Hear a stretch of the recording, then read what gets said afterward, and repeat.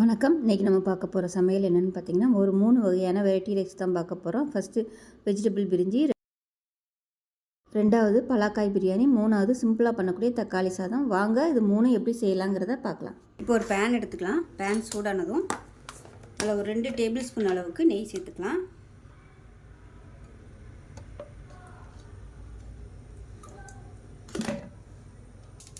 ரெண்டு table spoon அளவுக்கு தேங்காய் எண்ணெய் சேர்த்துக்கலாம்.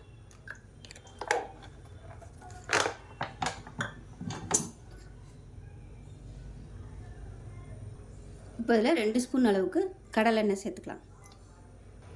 இப்போ எண்ணெய் நல்லா சூடாயிருச்சு. மீடியம் சைஸாக ஒரு பெரிய வெங்காயம் நீளமாக நறுக்குன்னு அதை சேர்த்துக்கலாம். கரம் மசாலா பொடியை அரைச்சி வச்சுருக்கிறதுனால தாளிக்கையில் சேர்க்கணுன்னு அவசியம் இல்லை. இப்போ இந்த வெங்காயம் நல்லா பொன்னிறமாக வதங்கட்டும். வெங்காயம் வதங்கிட்டு இருக்கையிலே புதினாவை சேர்த்துக்கலாம். இந்த ஃப்ளேவர் எல்லாமே அந்த எண்ணெயில் இறங்கிடும். இலையும் நல்லா வதங்கிடும்.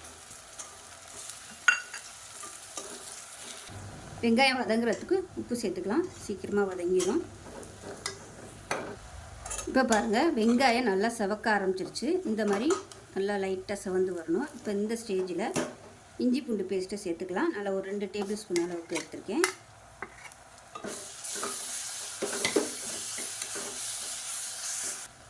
இஞ்சி பூண்டு பேஸ்ட்டு நல்லா பச்சை வாசனை போனதும் நல்லா ஒரு 2 டேபிள் ஸ்பூன் வர மாதிரி சின்ன வெங்காய பேஸ்ட்டு சேர்த்துக்கலாம். மிக்சியில் போட்டு அடித்து வச்சுருக்கேன். நல்லா ஒரு 5லேருந்து 6 சின்ன வெங்காயம் எடுத்திங்கன்னா உங்களுக்கு கரெக்டாக 2 டேபிள் ஸ்பூன் வரும். நல்லா அரைச்சிக்கோங்க. ரொம்ப நைஸாக இல்லாமல் கொஞ்சம் குறன்னு இருக்கிற மாதிரி அரைச்சிங்கன்னா நல்லா டேஸ்ட்டாக இருக்கும். இப்போ வெங்காயம் சேர்த்து நல்லா ப்ரௌன் கலரில் வதங்கிடுச்சு. 1.5 டேபிள் ஸ்பூன் மிளகாத்தூள் சேர்த்துக்கலாம். ஒரு 1/2 டேபிள் ஸ்பூன் அளவுக்கு கரம் மசாலா, பட்டை, கிராம்பு, ஏலக்காய் இது 3 பொடி பண்ணி வச்சுருக்கேன். இப்போ இதையும் சேர்த்து எண்ணெயில் நல்லா வதக்கி விட்டுட்டு மீடியம் சைஸாக 2 தக்காளி நறுக்கி வச்சுருக்கேன். அதையும் சேர்த்துக்கலாம். தக்காளி நல்லா மசிஞ்சு வரட்டும். தக்காளி மசிஞ்சு வர்றதுக்கு உப்பு சேர்த்துக்கலாம்.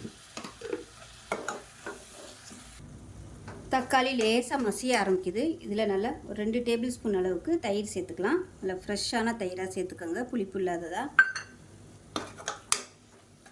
இதையும் சேர்த்து கலந்து விட்டுட்டு நல்லா எண்ணெய் பிரிஞ்சு வரணும், தொக்கு மாதிரி வரணும். மீடியமான ஃப்ளேமில் வதக்கி விட்டுக்கலாம்.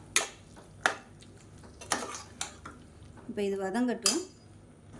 இப்போ குக்கரில் அது பலாக்காய் எடுத்திருக்கேன். மீடியம் சைஸாக ஒரு பலாக்காயில் பாதி எடுத்திருக்கேன். எடுத்துகிட்டு இந்த சைஸுக்கு கட் பண்ணிக்கோங்க. கட் பண்ணி 2 விசில் உப்பு போட்டு 2 விசில் வேக விட்டு எடுத்து வச்சுருக்கிறேன். இந்த சைஸு பலாக்காய் இதில் வந்து பாதி தான் எடுத்திருக்கேன். இப்போ நல்லா தொக்கு மாதிரி வந்துடுச்சு. இப்போ வேக வச்சு வச்சுருக்கேன் இந்த பலாக்காயை இதோட சேர்த்துக்கலாம். சேர்த்துட்டு நல்லா ஒரு 2 நிமிஷம் வதக்கி விட்டுக்கலாம். ஸோ அந்த மசாலா எல்லாமே அந்த பலாக்காயில் உள்ள இறங்குற அளவுக்கு கொஞ்சம் ஒரு 2 நிமிஷம் வறுத்து விட்டுக்கலாம். இப்போ நான் வந்து ஒரு 4 பேர் சாப்பிட்ற அளவுக்கு, அதாவது 1/4 கிலோ அரிசி 250 கிராம் ஜீரக சம்பா அரிசிக்கு இந்த அளவு எடுத்திங்கன்னா போதும். ரொம்ப அப்புறம் பலாக்காய் போட்டோம்னா சாதம் வந்து இருக்காது. அதனால் இந்த அளவுக்கு நீங்கள் போட்டிங்கன்னா போதும். நல்லா அப்படியே பரட்டி விட்டுக்கலாம். இப்போ பாருங்கள், நல்லா வதக்கியாச்சு. இப்போ தண்ணி சேர்த்துக்கலாம். நான் பலாமூஸ் வேக விட்ட தண்ணியும் சேர்த்து வச்சுருக்கேன். 1 டம்ளர் ஜீரக சம்பா அரிசிக்கு 2 டம்ளர் தண்ணி வச்சுருக்கேன். இந்த டம்ளரில் தான் எடுத்தேன். இப்போ நல்லா 20 நிமிஷம் ஊற வச்சுட்டு இந்த தண்ணியை வந்து அப்படியே சேர்த்துக்கலாம். சூடு பண்ணிவிட்டு சேர்த்துக்கோங்க. இப்போ தண்ணி நல்லா கொதிக்கட்டும். தண்ணி நல்லா கொதிக்குது. இப்போ ஜீரக சம்பா அரிசியை சேர்த்துக்கலாம். நல்லா தண்ணியை வடிய விட்டுட்டு சேர்த்துக்கலாம். சேர்த்து கலந்து விட்டுட்டு உப்பு செக் பண்ணி பார்த்துக்கோங்க. உப்பு வந்து பார்த்து கவனமாக சேர்த்துக்கோங்க. ஏன்னா பலாக்காய் வேக வைக்கும்போதும் உப்பு சேர்த்துருக்கு, வெங்காயம் வதக்கையில் உப்பு சேர்த்துருக்கு. அதனால் கொஞ்சம் கொஞ்சமாக சேர்த்துருக்கோம். பார்த்துட்டு சேர்த்துக்கோங்க. இப்போ இதில் பாதாம் 3 பாதாம், 3 முந்திரி பருப்பு, கொஞ்சமாக பால், இது எல்லாத்தையும் சேர்த்து நல்லா அரைச்சி வச்சுருக்கேன். இதை சேர்த்துக்கலாம். இது சேர்த்திங்கன்னா உங்களுக்கு நல்ல ஒரு ரிச்சான ஃப்ளேவர் கிடைக்கும். கண்டிப்பாக அதை சேர்த்துக்கோங்க. அது கொஞ்சம் தான் சேர்க்கணும். கரெக்டாக 3 முந்திரி 3 பாதாம் சேர்த்துக்கோங்க. இதுக்கு மேலே சேர்த்திங்கன்னா உங்களுக்கு பிசு பிசுப்புன்னு வந்துடும். அதனால் இந்த அளவுக்கு மட்டும் சேர்த்திங்கன்னா போதும். இப்போ இதில் 3 பச்சை மிளகாய் சேர்த்துக்கலாம். முழுசாக சேர்த்துட்டு கொத்தமல்லியில் சேர்த்துக்கலாம். இது மாதிரி கடைசியாக கொத்தமல்லியில் சேர்க்கும்போது ஃப்ளேவர் நல்லாயிருக்கும். இப்போ இதில் ஒரு அரை மூடி லெமன் ஜூஸ் பிழிஞ்சுக்கலாம். நல்லா கலந்து விட்டுக்கலாம். கலந்து விட்டுட்டு குக்கரை மூடி வச்சிடலாம். இப்போ குக்கரை மூடி வச்சுட்டு நல்லா ஒரு 2 விசில் விட்டுட்டு ஸ்டீம் போனதுக்கப்புறம் பார்க்கலாம். இப்போ விசில் விட்டு ஸ்டீம்லாம் இறங்கிடுச்சு, எப்படி இருக்குன்னு பார்க்கலாம். நல்லா அருமையாக வந்துருச்சு. கம கமன்னு ஒரு மட்டன் பிரியாணி மாதிரியே சூப்பராக இருக்குது. நல்லா கீழேருந்து மேலே வரைக்கும் பரட்டி விட்டுக்கலாம். நல்லா உதிரியாக வந்துடும். ஆறுச்சுன்னா உதிரியாக வந்துடும். ஸோ இதே மாதிரியே செஞ்சு பாருங்கள். செஞ்சு பார்த்துட்டு எப்படி வந்துச்சுங்கிறத சொல்லுங்கள். வீடியோ பிடிச்சிச்சுன்னா லைக் பண்ணுங்கள், கமெண்ட் பண்ணுங்கள், சேனலை சப்ஸ்கிரைப் பண்ணுங்கள், பக்கத்தில் பெல் பட்டனை ப்ரெஸ் பண்ணுங்கள். நன்றி. இப்போ ஒரு குக்கர் எடுத்துக்கலாம். தேவையான அளவுக்கு நெய் சேர்த்துக்கலாம். இப்போ கொஞ்சமாக எண்ணெய் விட்டுக்கலாம். எண்ணெய் நல்லா சூடாயிடுச்சு. பிரியாணியில் சோம்பு, பட்டை, கிராம்பு, ஏலக்காய் இதெல்லாம் சேர்த்துக்கலாம்.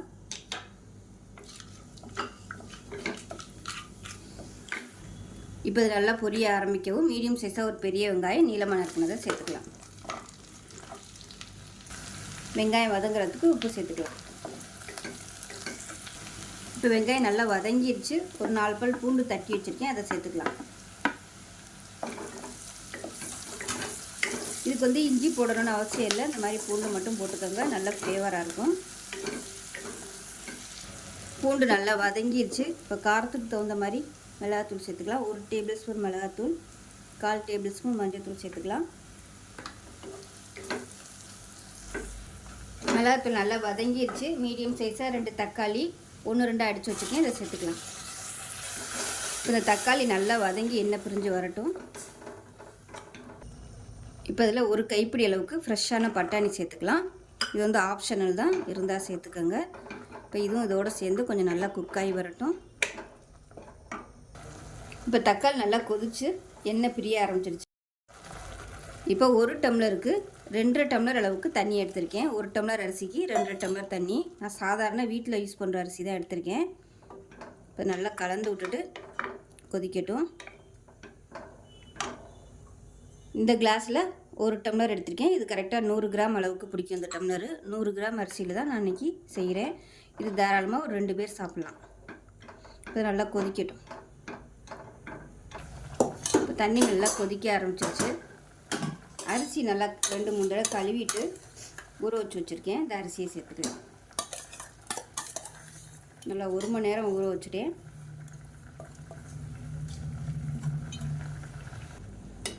இப்போ நல்லா கலந்து விட்டுறலாம். கலந்து விட்டு பொடியாக நறுக்கின கொத்தமல்லியில் சேர்த்துக்கலாம்.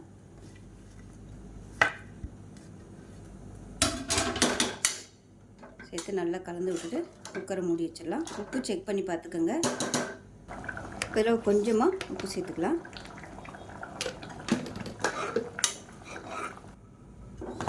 குக்கரை மூடி வச்சுட்டு நல்லா ஒரு 4 விசில் விட்டுட்டு ஸ்டீம்லாம் போனதுக்கப்புறம் பார்க்கலாம். இப்போ விசில் விட்டு ஸ்டீம்லாம் இறங்கிடுச்சு, எப்படி இருக்குன்னு பார்க்கலாம். பாருங்கள், நல்லா சூப்பராக நல்லா கமகமான அருமையாக வந்துருச்சு. நல்லா பரட்டி விட்டுக்கலாம்.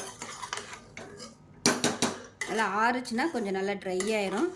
சூப்பராக இருக்குது, அடிப்பிடிக்கலை. அதே சமயம் நல்லா அருமையாக வந்திருக்கு. நம்ம அப்படியே ஹாட் பாக்ஸில் கொட்டி வச்சிட்டோம்னா நல்லா சூப்பராக நல்லா உதிரியாக வந்துடும். ரொம்ப சிம்பிளான ஒரு லஞ்ச் பாக்ஸ் ரெசிபி. டக்குன்னு பண்ணிடலாம். பட்டாணி இல்லாமல் கூட நீங்கள் இதே மெத்தடில் பண்ணலாம். டேஸ்ட் நல்லா அட்டகாசமாக இருக்கும். அருமையான பட்டாணி தக்காளி சாதம் ரெடி ஆகிடுச்சு. ரொம்ப சிம்பிளான மெத்தடில். அதுக்கு சைட் டிஷ்ஷாக நான் உருளைக்கிழங்கு வறுவல் வச்சுருக்கேன். தயிர் பச்சடியோட கூட நீங்கள் வச்சு சாப்பிடலாம், அருமையாக இருக்கும். ஸோ செஞ்சு பாருங்கள். செஞ்சு பார்த்துட்டு எப்படி இருந்துச்சுங்கிறத சொல்லுங்கள். வீடியோ பிடிச்சுன்னா லைக் பண்ணுங்கள், கமெண்ட் பண்ணுங்கள், சேனலை சப்ஸ்கிரைப் பண்ணுங்கள், பக்கத்தில் பெல் பட்டனை ப்ரெஸ் பண்ணுங்கள். நன்றி. பார்க்கலாம். இப்போ ஒரு குக்கர் எடுத்துக்கலாம். இப்போ இதில் பார்த்தீங்கன்னா அதில் ஒரு 2 டேபிள் ஸ்பூன் நெய் சேர்த்துக்கலாம். அதுபோல் 2 டேபிள் ஸ்பூன் தேங்காய் எண்ணெய், கடலெண்ணெய், நெய், இது 3 வச்சுருந்தா நம்ம இன்றைக்கி பிரிஞ்சி சாதம் செய்ய போகிறோம். தேங்காய் எண்ணெய் சேர்க்கும்போது நல்ல ஃப்ளேவராக இருக்கும். இப்போ தேங்காய் எண்ணெய் சேர்த்துருக்கேன். இப்போ கடலெண்ணெய் சேர்த்துக்கலாம்.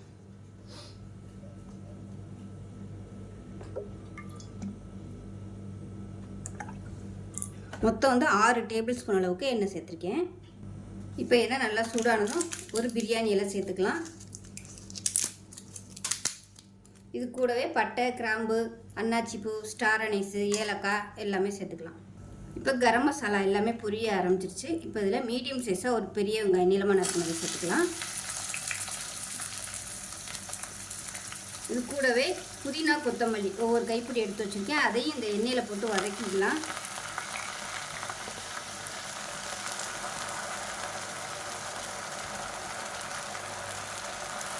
இந்த பிரிஞ்சிக்கு வெங்காயம் வந்து நல்லா ப்ரௌன் கலரில் வதங்குதுன்னு அவசியம் இல்லை. லேசாக கண்ணாடி பதம் வதங்கினா போதும். ரொம்ப கலர் மாறுச்சுன்னா பிரியாணியோட கலர் வந்து ஒயிட் கலரில் வராது. இப்போ இதில் 2 டேபிள் ஸ்பூன் இஞ்சி பூண்டு பேஸ்ட்டு சேர்த்துக்கலாம்.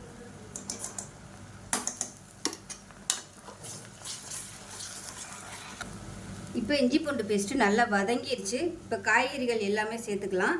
இப்போ இதில் பார்த்தீங்கன்னா ஒரு கைப்பிடி அளவுக்கு பீன்ஸு, ஒரு கைப்பிடி கேரட்டு, ஒரு கைப்பிடி பட்டாணி. இது வந்து ஃப்ரெஷ் பட்டாணி, நீங்கள் காஞ்ச பட்டாணி கூட யூஸ் பண்ணிக்கலாம். அதே மாதிரி ஒரு கைப்பிடி அளவுக்கு சோயா சங்க்ஸ் சின்ன சைஸாக சுடுதண்ணியில் போட்டு ஊற வச்சு தண்ணியை பிழிஞ்சிட்டு எடுத்து வச்சுருக்கேன். அதே மாதிரி ஒரு கைப்பிடி அளவுக்கு காலிஃப்ளவர், இதுவும் சுடுதண்ணியில் போட்டுட்டு தான் எடுத்து வச்சுருக்கிறேன். இப்போ இது எல்லாத்தையுமே சேர்த்துக்கலாம். இப்போ எண்ணெயில் வந்து நல்லா வறுத்துட்டோம்னா டேஸ்ட்டாக இருக்கும். இப்போ இது கூடவே காரத்துக்கு பச்சை மிளகா தான், அதனால் நான் வந்து ஒரு 10 பச்சை மிளகா கீறிட்டு எடுத்து வச்சுருக்கிறேன். இது கூடவே ஒரு கைப்பிடி அளவுக்கு உருளைக்கிழங்கு கட் பண்ணி தண்ணிக்குள்ளே ஊற போட்டு வச்சுருக்கேன். இப்போ அதையும் சேர்த்துக்கலாம்.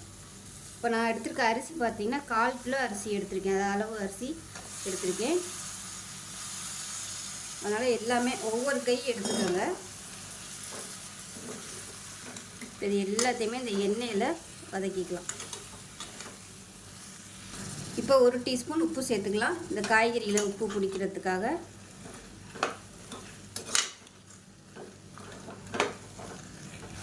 இப்போ காய்கறி எல்லாமே நல்லா வதக்கியாச்சு. மீடியம் சைஸாக 2 தக்காளி நீளமாக நறுக்கி வச்சுருக்கேன், அதையும் சேர்த்துக்கலாம். சேர்த்துட்டு இது எல்லாத்தையுமே நல்லா வதக்கிக்கலாம்.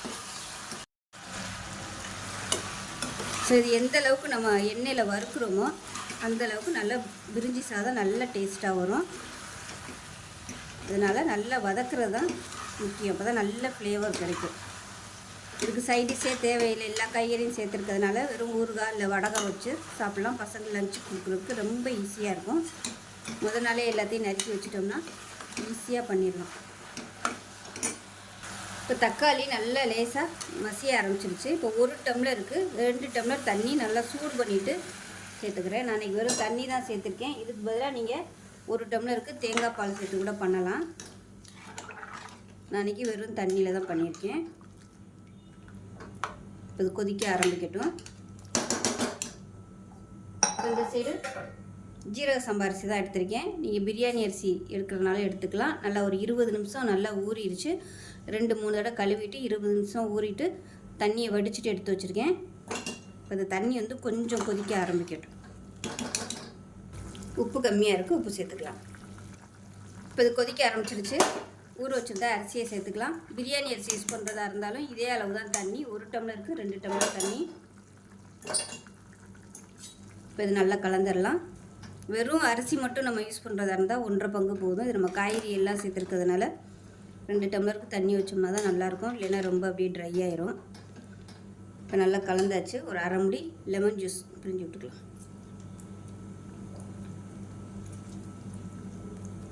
அவ்வளோதான்.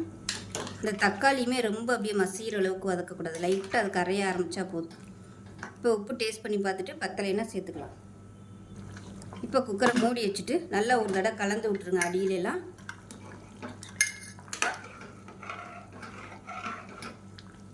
கலந்து விட்டுட்டு நல்லா ஒரு 2 விசில் விட்டுட்டு நல்லா ஸ்டீம்லாம் இறங்கினதுக்கப்புறம் தான் ஓப்பன் பண்ணணும். விசில் வந்ததுக்கப்புறம் பார்க்கலாம். இப்போ 2 விசில் விட்டு ஸ்டீம் நல்லா இறங்கிருச்சு. இப்போ ஓப்பன் பண்ணலாம். பாருங்கள், நல்லா சூப்பராக வெள்ளை வெள்ளையன்னு அருமையாக வந்துருச்சு. நல்லா உதிரி உதிரியாக இருக்குது பாருங்கள். ஆறுச்சுன்னா இன்னுமே நல்லா பொல பொலன்னு வந்துடும். ஸோ அருமையாக இருக்குது பாருங்கள். நல்ல வாசனையாகவும் இருக்கும். ரொம்ப சிம்பிளாக இருக்குது பாருங்கள். சிம்பிளாக இருந்தாலும் டேஸ்ட் நல்லா அட்டகாசமாக இருக்கும். பிரியாணி அரிசியில், அதாவது நீல அரிசியில், பாசுமதி அரிசியில் போடுறத விட ஜீரக சம்பாவில் போட்டிங்கன்னா ஃப்ளேவர் சூப்பராக இருக்கும். இப்போ நமக்கு சூப்பரான பிரிஞ்சி சாதம் ரெடி ஆயிடுச்சு. இதில் வந்து நீங்கள் முந்திரி பருப்பு சேர்த்திங்கன்னா டேஸ்ட் இன்னும் சூப்பராக இருக்கும். அந்த முந்திரி பருப்போட எசன்ஸ் வந்து இறங்கி சாதம் வந்து இன்னும் நல்ல ஃப்ளேவராக இருக்கும், நல்லா ரிச்சாகவும் இருக்கும். இதுக்கு வந்து எதுவுமே தேவையில்லை. வடகம் வச்சு சாப்பிட்டிங்கன்னா அட்டகாசமாக இருக்கும். ஸோ இதே மாதிரியே செஞ்சு பாருங்கள். செஞ்சு பார்த்துட்டு எப்படி வந்துச்சுங்கிறத சொல்லுங்கள். வீடியோ பிடிச்சிச்சுன்னா லைக் பண்ணுங்கள், கமெண்ட் பண்ணுங்கள், சேனலை சப்ஸ்கிரைப் பண்ணுங்கள், பக்கத்தில் பெல் பட்டனையும் ப்ரெஸ் பண்ணுங்கள். நன்றி.